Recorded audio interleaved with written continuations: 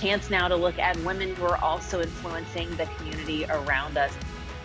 The history overall and the significance coming from the point that the 19th Amendment was passed to now, how big is that for even this country's fabric?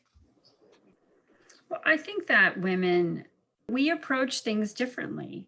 And so our view is important. We are the people that are holding communities together and raising kids and balancing and juggling. And if we don't have a say, our country as a whole loses, our communities as a whole lose.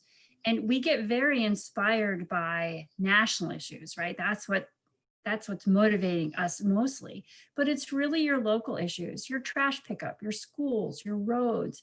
And those are all things that if we don't participate in, we're losing that voice. And women have so much to offer.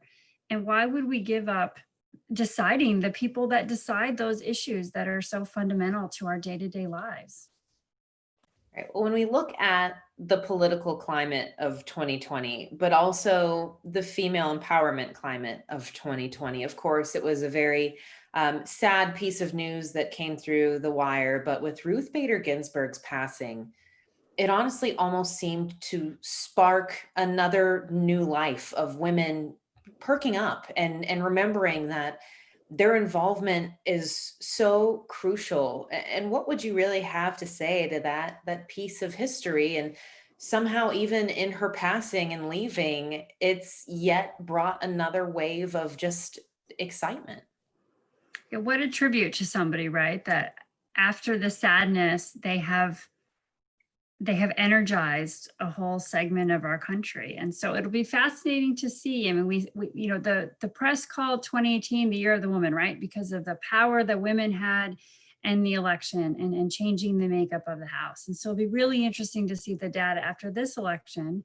And I think in part, her passing has made maybe something where people were starting to feel a little less inspired to inspired. So it'll be really interesting to dice all this data that comes out of this election and see how women turned out.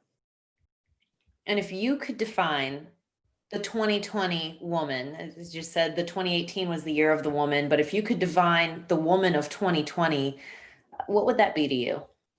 Well, I think it comes in the heels of the year of the 2018, the woman. I mean, we heard their voices, right? We were part of that movement. And it's just continuing. I think we are more determined. We are more empowered. We are stronger.